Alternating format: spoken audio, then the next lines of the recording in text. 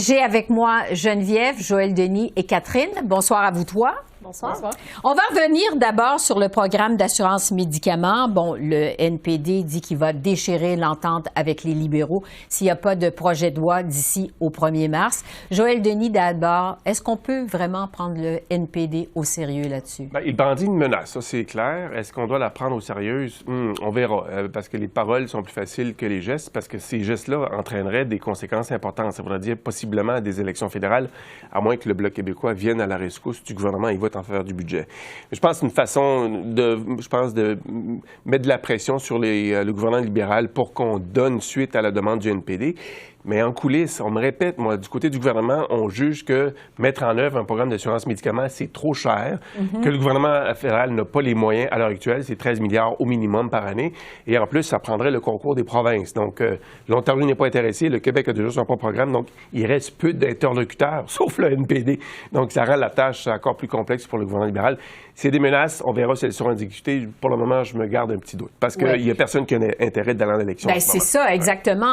Catherine, on peut se demander, autant du côté des libéraux que des néo-démocrates, on ne peut pas vraiment se permettre ça. Non, ils ont encore besoin l'un de l'autre, du moins pour quelque temps.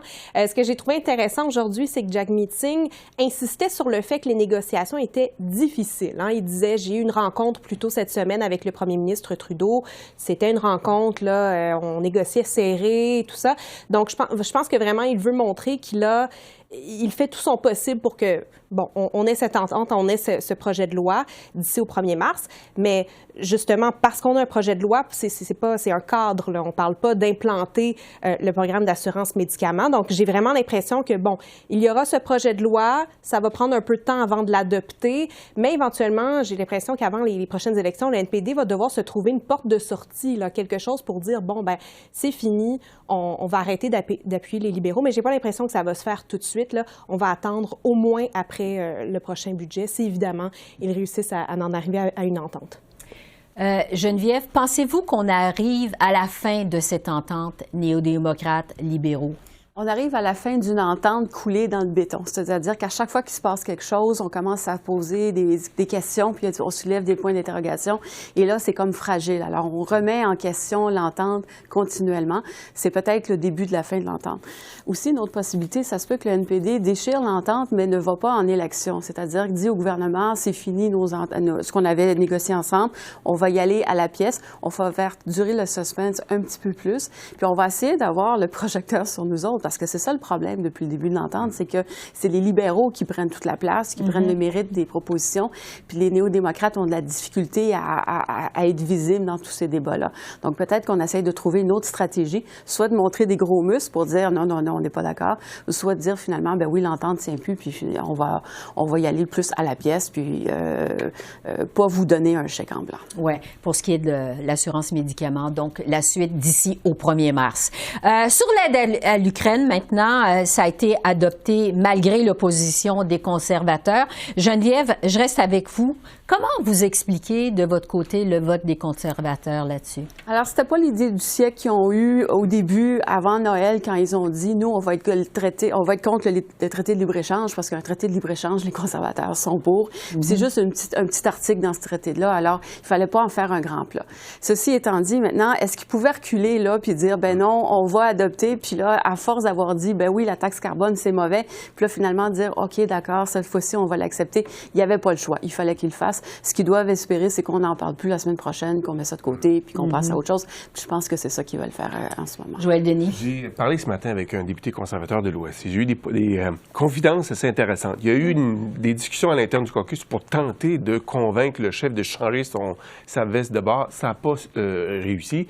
Et ce député me disait qu'il y a même maintenant des gens dans l'Ouest qui ont cessé de donner au Parti conservateur parce qu'ils sont en furie en raison de cette décision du Parti conservateur de voter contre ce projet de loi. Et Geneviève est tout à fait exact en disant que c'est un paradoxe. Même le NPD a voté pour le projet de loi.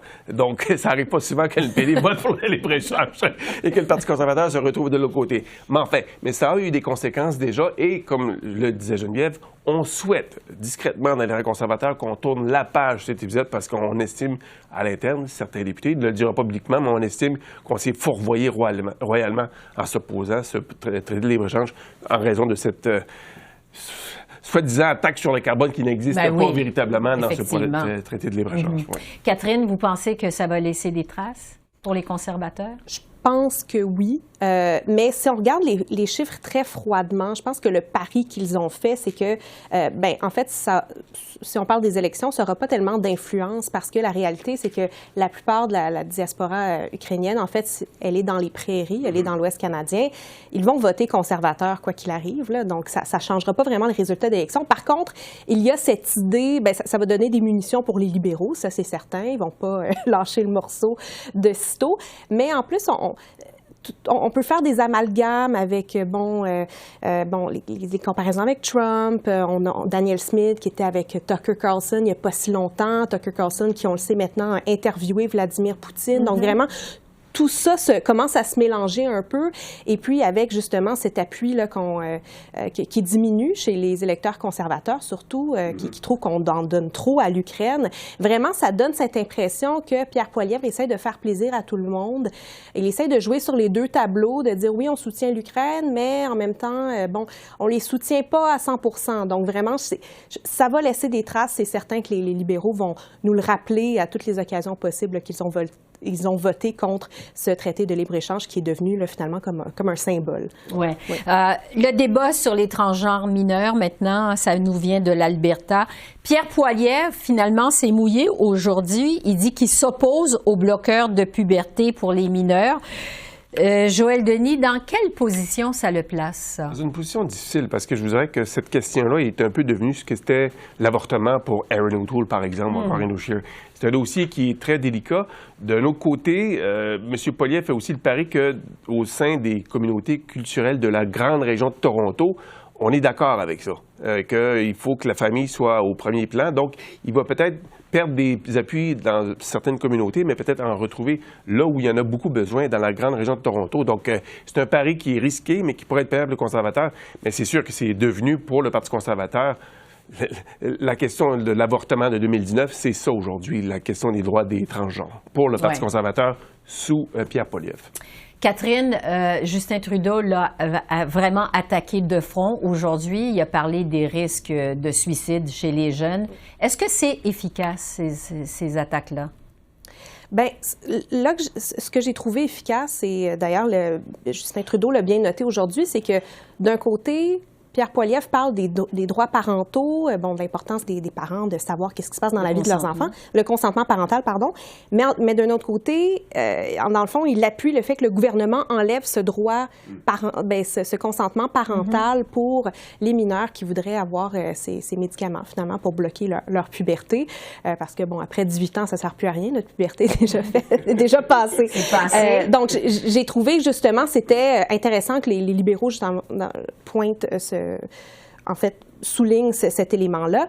Mais vraiment, je trouve que, Pierre Poilievre est vraiment dans une drôle de situation, un peu comme avec l'Ukraine. Il tentait de faire plaisir à tout le monde. Et là, il n'a pas eu le choix aujourd'hui. Il s'est présenté sur la colline. Les gens lui ont posé des questions très claires sur les différentes politiques de Mme Smith et il a dit qu'il était d'accord.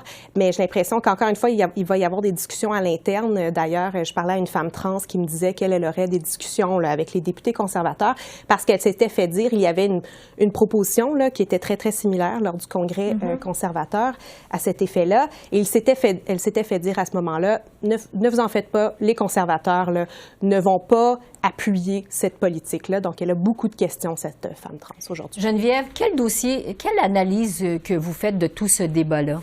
Je vais rebondir sur les deux points qui ont été faits. Oui, la question de l'identité de genre a remplacé l'avortement, ça c'est très clair. Et je pense que Pierre Poilievre, au Congrès conservateur, avait fait la bonne stratégie, c'est-à-dire je suis au-dessus de la mêlée, je m'engage pas, je prends pas position.